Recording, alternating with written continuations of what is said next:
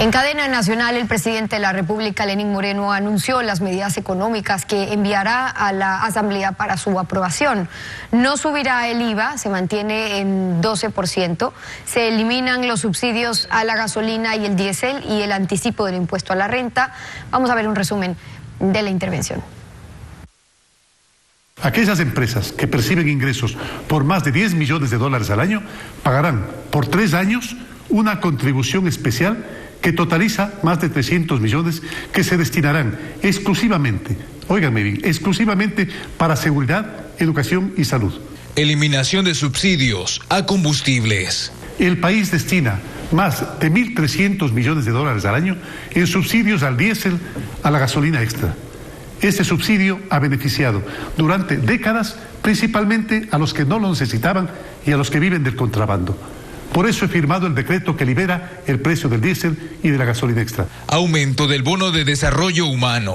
A partir de ahora serán 1.300.000 familias, o sea, más de 5 millones de ecuatorianos en total los que serán apoyados. Todos ellos recibirán $15 mensuales adicionales. Reducción de aranceles y beneficios a bananeros. Estamos eliminando o reduciendo los aranceles para maquinaria, para equipos y para materia prima, tanto agrícola cuanto industrial. Escuchando la voz de nuestros productores bananeros, hemos bajado y simplificado el impuesto a la renta único al banano que se llama. Tecnología. Los teléfonos celulares, las computadoras, las tabletas son herramientas para emprender, para educar e informarse, para ser más competitivos. Por eso he decidido suprimir los impuestos a la importación de bienes de tecnología. Eliminación de anticipo al impuesto a la renta. Cada vez que recorro el país, los emprendedores me dicen que el anticipo al impuesto a la renta es un verdadero dolor de cabeza. Por eso he decidido eliminar el anticipo al impuesto a la renta. Reducción del impuesto a la salida de divisas. He decidido bajar a la mitad el impuesto de salida de divisas para materias primas, para insumos y para bienes de capital. Viviendas y vehículos. A partir del mes de noviembre ampliaremos nuestro programa Casa para Todos, añadiendo $1.000 millones en créditos hipotecarios a una tasa del 4.99%. Para aquellos emprendedores que usan su auto o camioneta para comercializar sus emprendimientos, he decidido igualmente bajar el impuesto a los vehículos de menos de $32.000. La actualidad, los protagonistas, el análisis y la información en Contacto Directo.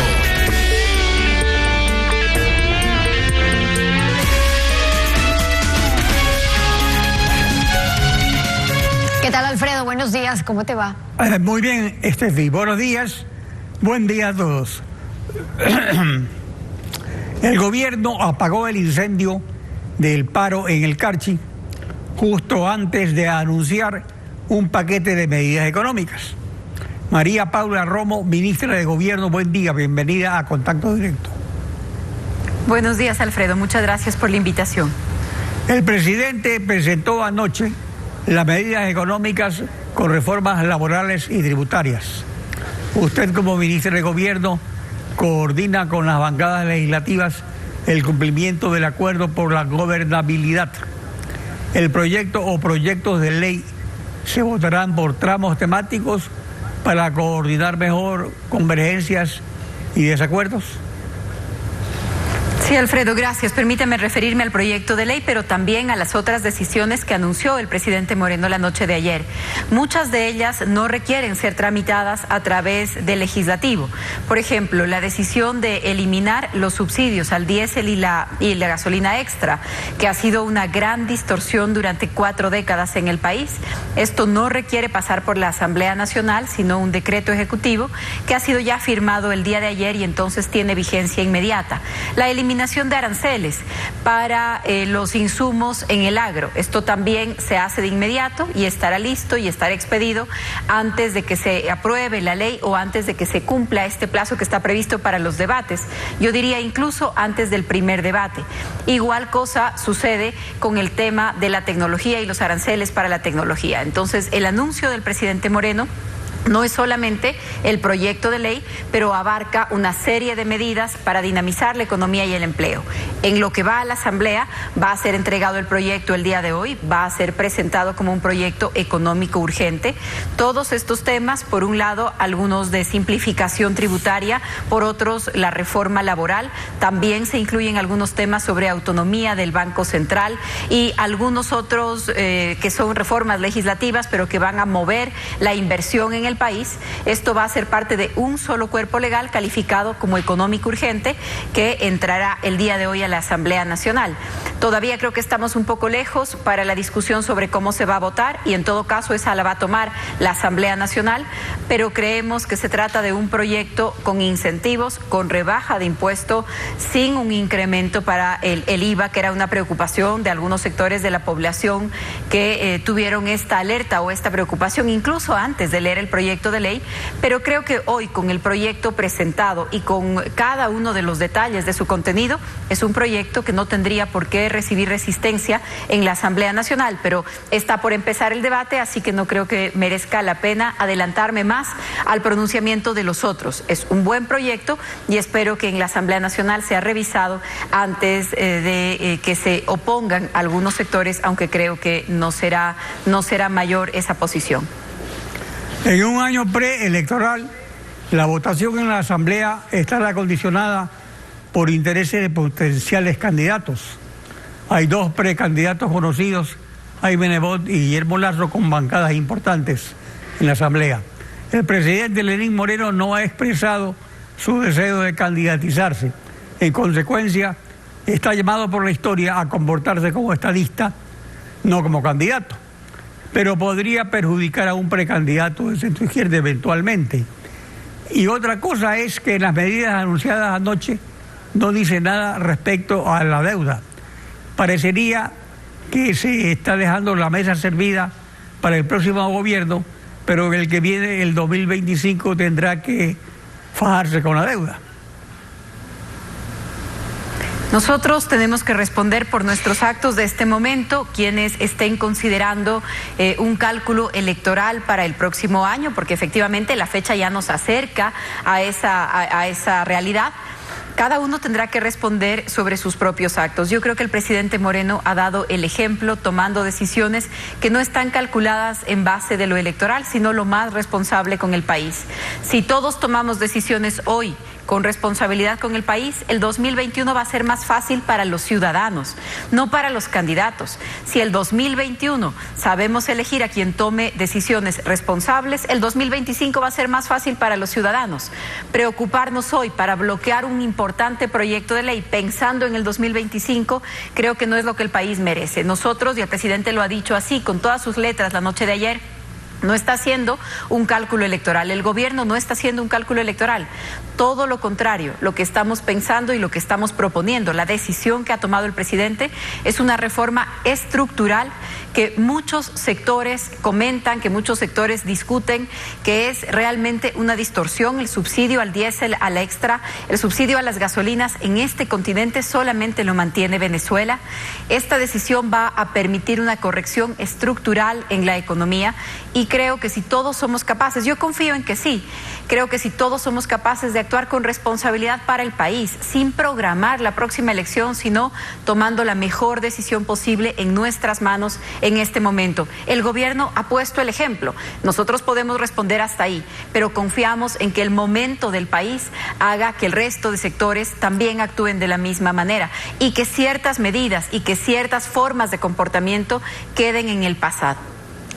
Ahora vamos al acuerdo con autoridades del Carchi.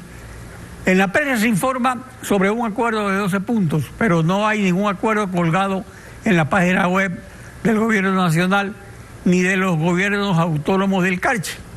En todo caso, ¿se cumple el acuerdo de suspender el paro después de devolver el IVA a los gobiernos autónomos descentralizados del Carchi? Hay mucha confusión alrededor del tema. Aprovecho la oportunidad para profundizar en algunas cosas. Esto empieza hace varias semanas cuando una asamblea provincial del Carchi se reúne y plantea una serie de puntos que son de preocupación de los ciudadanos y de las autoridades. El Carchi tiene una realidad especial, el tipo de cambio con Colombia es un tema particular. El Carchi produce papas en este año, en esta época hay una enfermedad en algunos lugares de producción. Esto ha impedido que su producto salga y se venda. O sea, hay una situación ahí que no podemos negar. Los lecheros, los ganaderos del Carchi pedían el tema del suero de leche, la moratoria. Todo esto fue atendido en su momento en lo que corresponde al gobierno. Pero algunos sectores crearon una expectativa sobre el tema de un IVA diferenciado, algo que no hace parte de la realidad del país y que realmente sería inmanejable. Los alcaldes con los que yo he hablado en estos días, durante la medida, de hecho, todos los alcaldes nos decían, ministra, vicepresidente, ministro, porque estuvimos en una reunión con la Asociación de Municipalidades, decían, si ustedes le ponen al Carchi 6% de IVA, a nosotros nos ponen 5%, a nosotros nos ponen 2%, a nosotros nos ponen 8%. Eso no es posible y lamentablemente se levantó una expectativa sobre algunos temas que no eran reales. Pero sobre otros que son posibles, nos sentamos a conversar con las autoridades y se va a apoyar esas cosas. Ejemplo, el alcalde de Tulcán decía la declaratoria de Tulcán como zona franca. El concepto de zona franca ya no existe en la legislación ecuatoriana desde hace casi una década. Hoy hay un mecanismo que se llama polos de desarrollo, que no los decide el gobierno central, que da el primer paso el GAD, el gobierno autónomo. ¿Y qué es lo que hemos dicho? ¿Qué es lo que hemos conversado? ¿A qué acuerdo hemos llegado? El GAD de Tulcán va a imponerse este objetivo de ser un polo de desarrollo y el gobierno va a acompañar esa iniciativa y a respaldarla. También habían algunos temas de vialidad. Ahora, pero la del mayor acuerdo, parte de ellos digamos, previstos 5 en el próximo puntos año. son sobre mejoras a la vialidad, según la prensa, 1 sobre combustible subsidiado, 3 acerca de apoyo al desarrollo fronterizo, 1 sobre evolución del IVA, otro relativo a planes de vivienda y parece que el número 12 de las mesas de trabajo con los ministros es el más importante. ¿Por qué? Porque así se asegura el cumplimiento de que el diálogo no sea infinito y se vayan logrando concreciones. Sí, efectivamente, esos son los puntos. Como usted ve, se tratan de cosas que estaban algunas ya previstas, sobre todo los temas viales, estaban previstos en la programación del próximo año. Hay un par de carreteras más pequeñas que son responsabilidad de municipios o del Consejo Provincial, que también se llegó a algunos acuerdos para apoyar a esos municipios. Hay una realidad que no solamente está en el Carchi, sino en otros lugares del país y que vamos a empezar a verla. Alcaldes que reciben municipios endeudados, alcaldes que reciben municipios restringidos completamente en su presupuesto, ya sin cupo de endeudamiento. Esto es lamentable, pero el gobierno central no puede asumir esa cantidad de deudas adquiridas por municipios anteriores. Vamos a trabajar para refinanciarlas. Sobre las mesas de diálogo, en esta misma mañana se encuentran ya en Tulcán el ministro de Transporte y Obras Públicas y el gerente del BEDE, algunas otras autoridades que van a empezar esas mesas de diálogo, y en el resto del país se encuentran los diferentes miembros del gabinete para trabajar con las autoridades locales y con la ciudadanía en la explicación de las medidas económicas. La ley de desarrollo fronterizo, aprobada hace un año, comprende también al Carchi. Para su ejecución por el Ejecutivo requiere de un reglamento que el Ejecutivo aún no hace, aún no dicta.